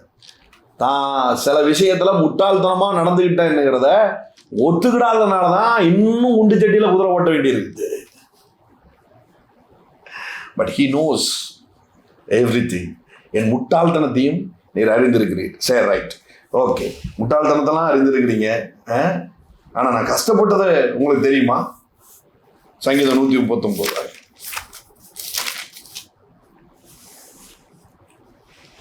தம்பி, நீ நினைக்கிற மாதிரி நான் உன்னைய மேலோட்டமாலாம் உன்னைய தெரியும் நான் சொல்லலை.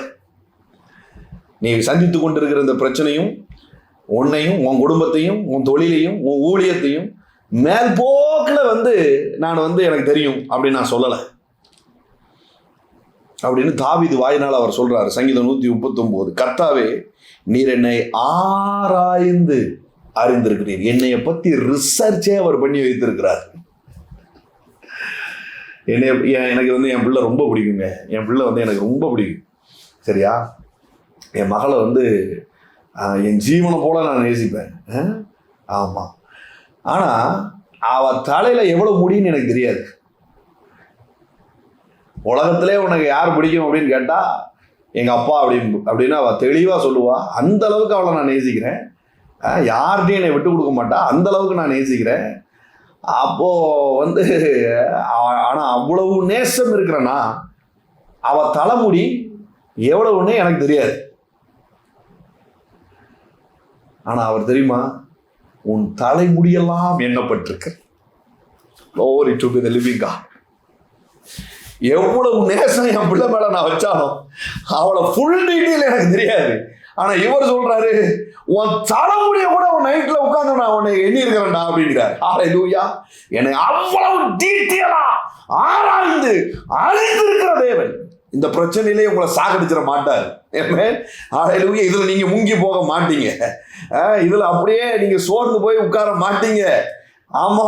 ஹல்லேலூயா, ஹல்லேலூயா. உங்களை ஆராய்ந்து அவர் அறிந்திருக்கிற தேவனா இருக்கிறார்.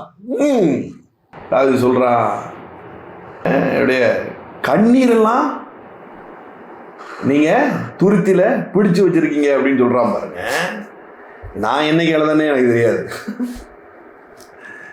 சிலர்லாம் சொல்றீங்க நெத்துமா அழுதுகிட்டே தான் பிரதர் இருக்கு அப்படின்னு. But he knows. ஏமே, உங்களுடைய மனவேதனைகளை அவர் அறிந்திருக்கிறார் பாருங்க.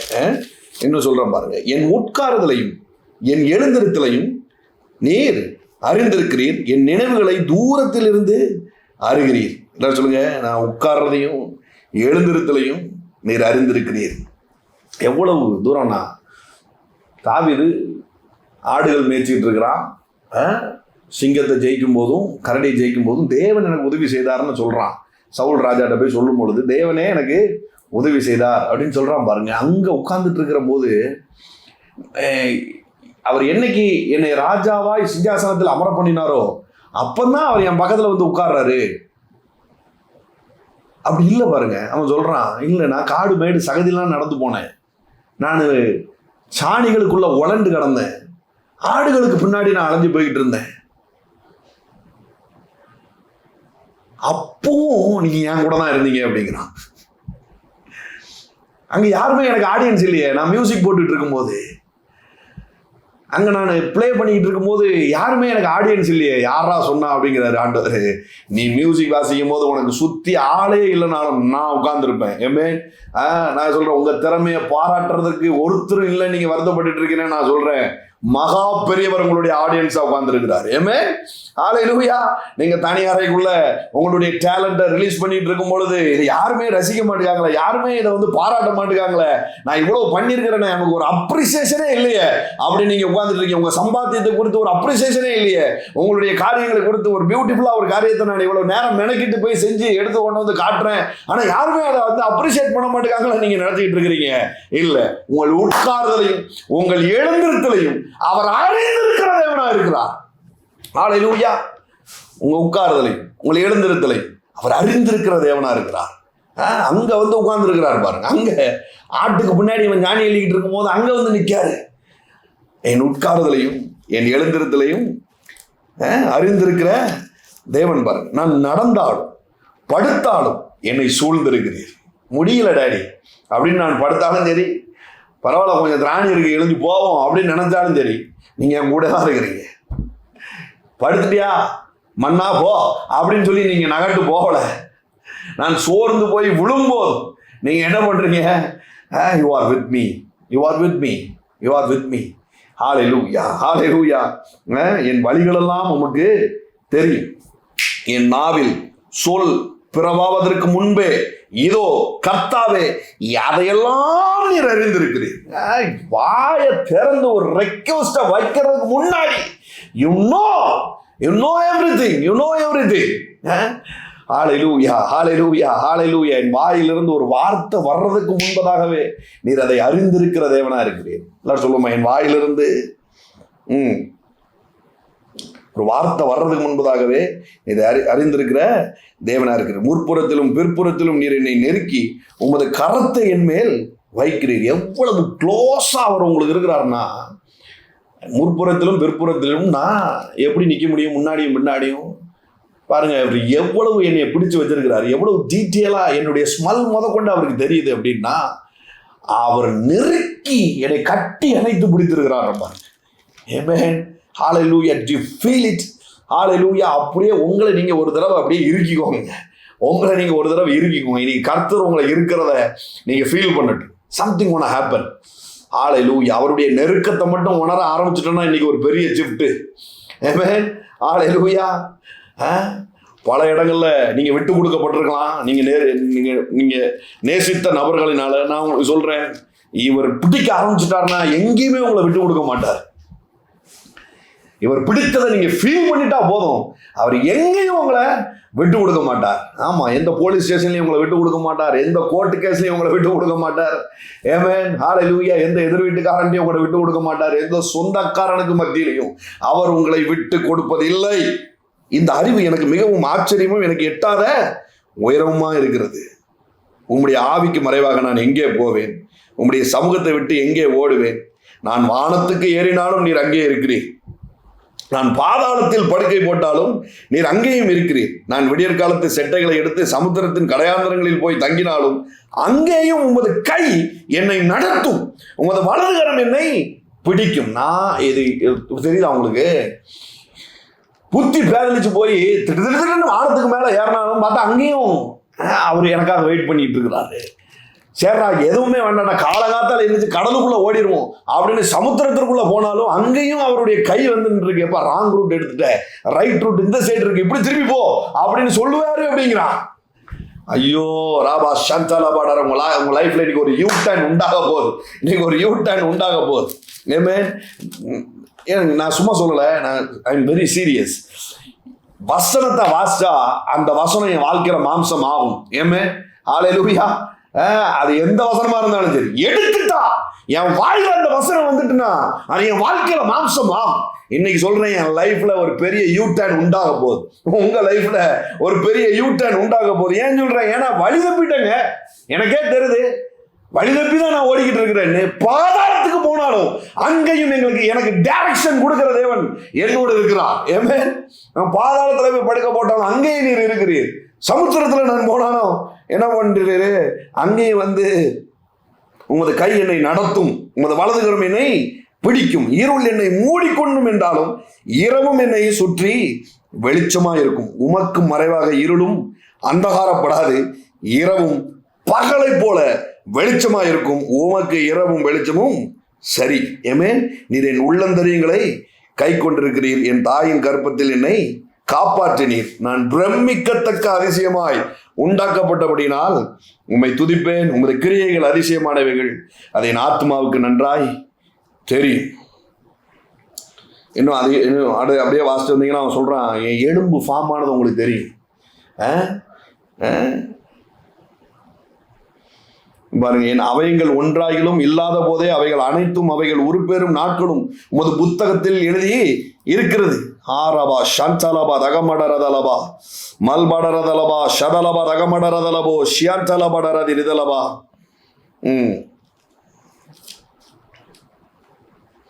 Thank you Holi spirit. 15வது வசனம் பாருங்க. பூமியின் தாழ்விடங்களிலே விசித்திர வினோதமாய் உருவாக்கப்பட்ட போது என் எலும்புகள் உமக்கு மறைவாய் இருக்கவில்லை. ஆமென். என் எலும்புகள் உமக்கு மறைவாய் இருக்கவில்லை. முட்டுல கை வச்சு சொல்லுங்க, என் எலும்புகள் உமக்கு மறைவாய் இருப்பதில்லை. பேக் போன்ல ப்ராப்ளம்லாம் கையை வச்சு சொல்லுங்க, என் எலும்புகள் உமக்கு மறைவாய் இருப்பதில்லை. அது உருப்பெறும் நாட்கள் முதற்கொண்டு எழுதப்பட்டிருக்கிறதுனா எதுக்கு? இந்த டேட்ல எலும்பு ஃபார்ம் ஆனது அப்படின்னு ஸ்கேன் எடுத்து பார்த்து ரிப்போர்ட்டை வச்சு அவர் என்ன செய்ய போறார்? இந்த எலும்பு எவ்வளவு ஸ்ட்ராங்கா இருக்குங்கிறத அவர் ஜீவ புஸ்தகத்தில் எழுதியிருக்கிறார். ஆமென். ஹல்லேலூயா. இந்த எலும்பு எவ்வளவு தூரம் ஜனங்களை போய் சந்திக்கப்படணும், எவ்வளவு ஸ்ட்ராங்கா இருக்கணும் அப்படிங்கிறத அவர் எழுதியிருக்கிறார். பாருங்க, அவர் எழுதியிருக்கிறார். உங்களுக்கு தெரியுமா, ஆதாம் ஜீவ ராசிகளுக்கெல்லாம் பேர் வைக்கிறான், மிருகங்களுக்கெல்லாம் பேர் இடுறான்னா சிங்கத்தை பிடிச்சு வச்சு நீ சிங்கம், நீ புலி அப்படின்லாம் பேர் வைக்கல. அவர் சாயலாகவும் அவர் ரூபத்தின்படியும் அவர் படைத்தார் அப்படின்னு சொன்னா, இவன் சிங்கத்தை பிடிச்சு பேரிடுறான் அப்படின்னு சொன்னா என்ன சொல்றான்னா, நீ என்ன மாதிரி இருக்கணும் அப்படிங்கிறத அவன் டிக்ளேர் பண்றான்.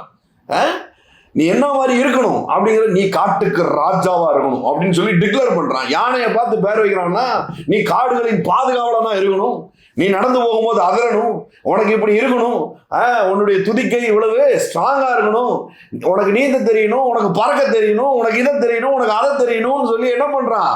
டிக்ளேர் பண்றான். பாருங்க, டிக்ளேர் பண்றான்னா இன்ன வரைக்கும் அவன் சிங்கத்தை குறித்து யூகித்து சொன்ன வார்த்தைகள் ஒன்றும் தவறாம இப்போ பிறக்கிற சிங்கம் வரைக்கும் எப்படி இருக்குது? அதே சாயலா இருக்குது. அப்போ ஆண்டவர் எலும்பை எழுதுறாரு அப்படின்னு சொன்னா, அவர் சிருஷ்டிக்கும் போது என்ன பவர்ல அந்த எலும்பு இருந்ததோ இன்றைக்கும் சரி வரப்போகிற வருஷங்களுக்கும் சரி என் எலும்பு அப்படி புஷ்டியா இருக்கணும். ஆமென். ஹல்லேலூயா. எலும்பு மட்டும் இல்லை, எலும்புன்னு எழுதியிருக்கு, அதனால எலும்பு மட்டும் பார்த்துக்கிடுவோம்னு விட்டுறாதீங்க. உன் கண்ணு, காது, மூக்கு எல்லாவற்றையும் அவர் அறிந்திருக்கிற தேவனா இருக்கிறார். அவைகள் வினோதமாய் உருவாகும் போதும் என்ன பண்றாரா? அதை நோட் பண்ணி வைத்திருக்கிறாராம். பூமியின் தாழ்விடங்களில் விசித்திர வினோதமாய் உருவாக்கப்பட்ட போது என் எலும்புகள் உமக்கு மறைவா இருப்பதில்லை. எலும்புனா எலும்பு மட்டும் இல்லை, என் சதையும் அவருக்கு மறைவா இருப்பதில்லை.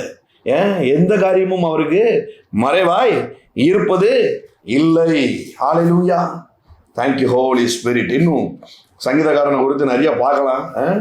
டைம் குறைஞ்சிருச்சு, அதனால ஒரே ஒரு காரியத்தை மட்டும் சொல்லி முடிக்கிறேன். யோவான் 1 புதிய உடன்படிக்கையில இயேசு என்ன பண்றாரு?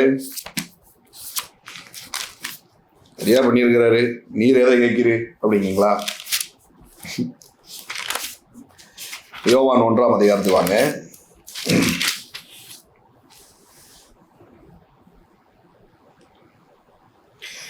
பிலிப்புன்னு ஒரு தம்பி இருக்காப்புல, அவர் ஃப்ரெண்டு நாத்தான்வேல் அப்படின்னு சொல்லி ஒருத்தர் இருக்கிறாரு. அவர்கிட்ட பிலிப்பு என்ன பண்ணுறாரு, இயேசுவை பற்றி சில காரியங்களை சொல்கிறாரு. பாருங்களேன், 1ஆவது அதிகாரம் 45. பிலிப்பு நாத்தான்வேலை கண்டு, நியாயப்பிரமாணத்திலே மோசேயும் தீர்க்கதரிசிகளும் எழுதியிருக்கிறவைகளை கண்டோம். அவர் யோசேப்பின் குமாரனும் நாசரேத்து ஊரானாகுமிய இயேசு என்றார். மோசே நியாயப்பிரமாணம் பொறுத்ததெல்லாம் சொல்லியிருக்கலாப்பா, மேசியான்னு ஒருத்தர் வாராருன்னு, அவரை நாங்கள் கண்ணால் பார்த்தோம், அவர் வந்து நாசரேத்து ஊருக்காரரு அப்படின்னு சொல்லும் பொழுது நாத்தான்வேல் வந்து சொல்கிறான், நாசரேத்திலிருந்து யாராவது நன்மை உண்டாகுமா என்றான். அதற்கு பிலிப்பு, வந்து பார் என்றான். இயேசு நாத்தான்வேலை தம்மிடத்தில் வர கண்டு அவனை குறித்து, இதோ கபடற்ற உத்தம இஸ்ரவேலன் என்றார். சூப்பர் காய், இவர நைஸ் காய் அப்படின்னு சொல்றாரு. ஆளை பார்க்கறதுக்கு முன்னாடியே அவன் ஊர் என்ன யாரு அப்படிங்கிறத சொல்றாரு, நேம் காலிங் பண்றாரு பாருங்க. அதற்கு நாத்தான்வேல், நீர் என்னை எப்படி அறிவீர் என்றான். இயேசு அவனை நோக்கி, பிலிப்பு உன்னை அழைக்கிறதுக்கு முன்னே நீ அத்திமரத்தின் கீழ் இருக்கும் போது உன்னை கண்டேன். நீ இருக்கிற இடம் அவருக்கு தெரியும்.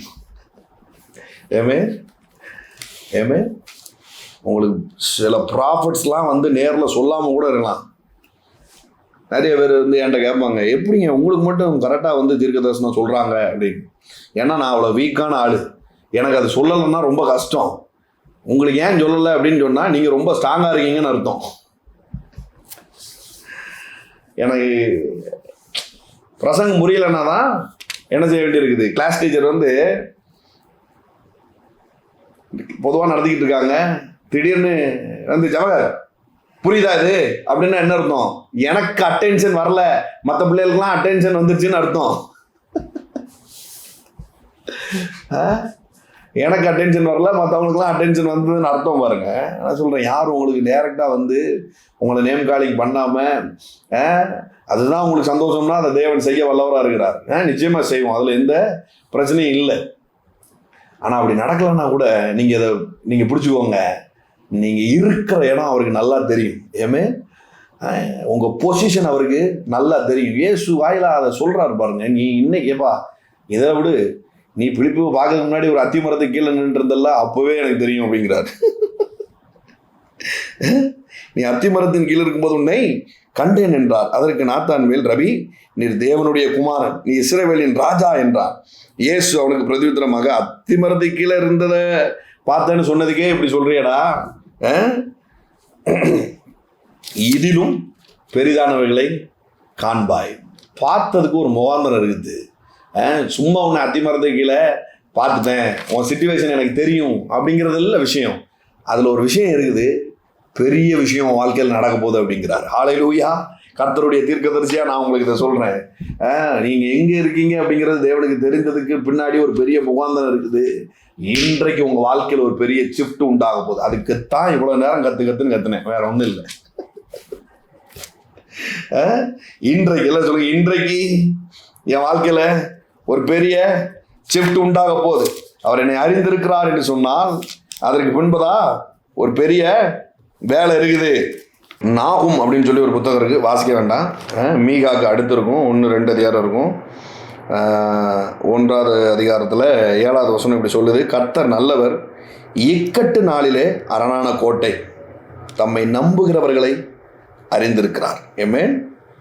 இதெல்லாம் ரிவர்ஸில் தான் பார்க்கணும். அவர் அறிந்திருக்கிறார் என்று சொன்னால் அவர் அரணான கோட்டையாக இருக்கிறார், அவர்களுக்கு அவர் நல்லவராக இருக்கிறார். ஆமென். ஹல்லேலூயா. ஹி நோஸ் அப்படின்னு சொன்னால் ஒரு அரணான பட்டயமாக ஒரு கோட்டையாக அவர் இருக்கிறார், அவர் நல்லவராய் இருக்கிறார். ஆமென். Thank you Holi spirit, thank you Holi spirit, thank you Holi spirit. ஒரே ஒரு வசனத்தை மட்டும் காட்டிடுவா.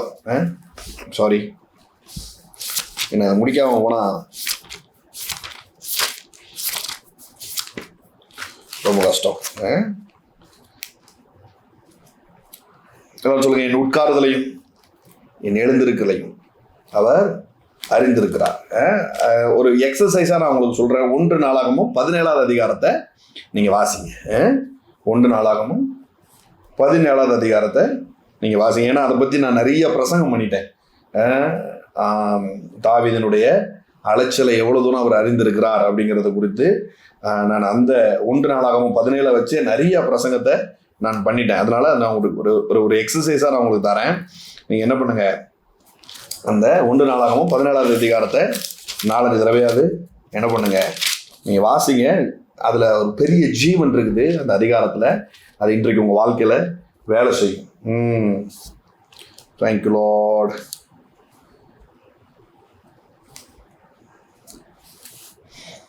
எந்த லெவலுக்கு அவர் அறிந்திருக்கிறார் அப்படிங்கிறத ரோமர் 8வது அதிகாரம் 26 சொல்லுது. அந்தபடியே ஆவியானவரும் தமது பலவீனங்களில் நமக்கு உதவி செய்கிறார். நாம் ஏற்றபடி வேண்டிக் கொள்ள வேண்டியதென்று என்னதென்று அறியாமல் இருக்கிறபடினால் நமக்கு சில விஷயங்கள் தெரியலை. ஈவன் ஒரு சிச்சுவேஷனுக்காக என்ன ப்ரேயர் பண்ணணும் அப்படிங்கிறது கூட தெரியலை. இதுக்கு எப்படி வார்த்தையை அப்ளை பண்ணணும் அப்படிங்கிறது கூட சமயத்துல தெரியல. நாம் ஏற்றபடி வேண்டிக் கொள்ள வேண்டியது என்னதென்று அறியாமல் இருக்கிறபடியினால் ஆவியானவர் தாமே வாக்கு கடங்காத பெருமூச்சுகளோடு நமக்காக வேண்டுதல் செய்கிறார். எதன் அடிப்படையில்? ஆவியானவர் தேவனுடைய சித்தத்தின்படியே பரிசுத்தவான்களுக்காக வேண்டுதல் செய்கிறபடியினால் இருதயங்களை ஆராய்ந்து பார்க்கிறவர் ஆவியின் சிந்தை இன்னதென்று அறிவார். வார்த்தையே வரல, என்ன ப்ரேயர் பண்ணுங்கிறது தெரியல அப்படின்னா கூட அந்த சிந்தையில் இருக்கிறத ஒருத்தர் அறிந்திருக்கிறார் அப்படின்னு சொல்லு. Amen. I have a Holy Spirit. Come on, say it with me. I have a Holy Spirit. He knows me everything. என் சிந்தையை ஆராய்ந்து அறிந்திருக்கிற பரிசுத்த ஆவியானவர். அன்றியும் அவருடைய தீர்மானத்தின்படி அழைக்கப்பட்டவர்களாய் தேவனிடத்தில் அன்பு கூறுகிறவர்களுக்கு சகலமும் நன்மைக்கு ஏதுவாக நடக்கிறது என்று அறிந்திருக்கிறோம். சொல்லுங்க. ஹோலி ஸ்பிரிட் பத்தி பேசிட்டு இருக்கும்போது அடுத்து ஒரு வார்த்தையை சொல்லுது. இப்படி ஆராய்ந்து அறிஞ்சிட்டார்னாலே என்ன நடக்க போதான்? சகலமும் நன்மைக்கு ஏதுவா நடக்க போகுது. ஏமே அவர் என்னை அறிவதற்கு ஒரு முகாந்திரம் இருக்குது. என்ன முகாந்திரம்? நான் முதல்ல இருந்தே அதான் சொல்லிட்டு இருக்கிறேன். எனக்கு ஒரு ஷிஃப்ட் உண்டாகணும் அப்படிங்கிறது தான் அவருடைய முகாந்திரமா இருக்குது. நாத்தான் வேலை அவர் மீட் பண்ணி உன்னை அத்திமரத்துக்கு கீழே தெரியும்பா அப்படின்னு சொன்னதுக்கு பின்னாடி ஒரு முகாந்திரம் இருக்குது. என்ன முகாந்திரம்? பெருசா உன்னை பார்க்க போற அப்படிங்கிற முகாந்திரம். இங்க பரிசுத்த ஆவியானவர் என் சிந்தையை அறிந்திருக்கிறார். நான் ஸ்ட்ரகிள்ல இருக்கும் பொழுது என்ன ப்ரேயர் பண்ணணும்னு எனக்கு தோணாத போது, என்ன வார்த்தையை அப்ளை பண்ணணும் அப்படின்னு எனக்கு தெரியாத போது என் ஆவியின் சிந்தையை ஆராய்ந்து அறிகிற ஒருத்தர் இருக்கிறாரு. அவர் எனக்காக வேண்டுதல் செய்கிறாரா. அப்படி செய்யும் போது என்ன ஆகுதான்? சகலமும் நன்மைக்கு ஏதுவாய் நடக்கிறது என்று அறிந்திருக்கிறோம். ஒரு விஷயத்தை உனக்கு ஒண்ணுமே புரியலைன்னாலும் ஒரு விஷயத்தை புரிஞ்சுக்கோ, உனக்கு நன்மை தான் நடக்குங்கிறத நீ அறிஞ்சா போதும். ஏன்னா ஒருத்தர் உன்னை அறிந்திருக்கிறார். அவர் என்னை அறிந்திருந்தால் எனக்கு ஒரு அறிவு உண்டாகுது, எனக்கு நன்மை மட்டும்தான் உண்டாகும். ஹல்லேலூயா. எனக்கு நன்மை மட்டும்தான் உண்டாகும். Glory to be the living God. Thank you, Father. இன்னும் அநேக காரியங்கள் இருக்குது. Thank you. God bless you. அதை பார்த்து கொண்டிருக்கிற ஒவ்வொருத்தரையும் நான் பிளஸ் பண்ணுறேன். ஸோ நீங்கள் விதைக்கலாம். அந்த வார்த்தையை கனப்படுத்தி, தீர்க்க தரிசனமான வார்த்தைகளை கனப்படுத்தி எனக்கு ஒரு ஷிஃப்ட் உண்டாகும் அப்படின்னு சொல்லி நீங்கள் விதைங்க. எனக்கு இன்னைக்கு ஒரு ஷிஃப்ட் உண்டாகும். நீர் என்னை அறிந்திருக்கிறீர். மறுபடியும் சொல்கிறேன், அடையாளத்தை கேட்டு டைம் வேஸ்ட் பண்ணாதீங்க. தேவனே, இன்னொரு வார்த்தை எதற்கென்று நீர் எனக்கு தருவீராக ஆண்டவரே. எனக்கு நிறைய கொடுத்துட்டேன் தம்பி, செல்லம் நிறைய கொடுத்துட்டேன் அப்படின்றவாரு. சரியா? பிறகு இன்னும் டைம் வேஸ்ட் ஆகும். இல்லை ஆண்டவரே, இன்னைக்கு என் லைஃப்ல ஒரு ஷிஃப்ட் உண்டாகும். கமான் சே, எனக்கு ஒரு ஷிஃப்ட் உண்டாகும். என் லைஃப்ல ஒரு ஷிஃப்ட் உண்டாகும். நீர் என்னை நன்றாய் அறிந்திருக்கிறீர். ஹல்லேலூயா. விதைத்திருக்கிற ஒவ்வொருத்தரையும் நான் பிளஸ் பண்றேன் டாடி. ஹல்லேலூயா, ஹல்லேலூயா, ஹல்லேலூயா, ஹல்லேலூயா. அவர்களுடைய உட்கார்தலையும் எழுந்திருத்தலையும் நீர் அறிந்திருக்கிறீர். அதற்காக நன்றி சொல்லுகிறேன் டாடி. Thank you Lord father. இந்த நாளில் அவங்களுக்கு ஒரு டைரக்ஷன் உண்டாகிற அப்படி நான் நன்றி சொல்லுகிறேன் daddy. Thank you father, thank you father. சமுத்திரத்துக்கு போனாலும், பாதாளத்துக்கு போனாலும், வானத்துக்கு ஏறினாலும் அங்கேயும் டைரக்ட் பண்ணுகிற தேவனாய் நீர் இருக்கிறீர் டாடி. பெரிய காரியங்களை இன்றைக்கு அனுபவிக்க கிருபை செய்கிறேன். வாக்கு கடங்காத பெருமூச்சுகளோடு வேண்டுதல் செய்து சகலமும் நன்மைக்கேதுவாய் நீர் மாற்றி அமைக்கிறீர். அதற்காக நன்றி சொல்லுகிறேன் டாடி. கண்ணீரெல்லாம் நீர் கர்த்தாவே துருத்தியில பிடித்து வைக்கிற அளவுக்கு டீட்டெயிலா நீர் தெரிந்திருக்கிற தேவனா இருக்கிறீர். தலைமுடியெல்லாம் எண்ணும் அளவுக்கு டீட்டெயிலா நீர் அறிந்திருக்கிற தேவனா இருக்கிறீர்.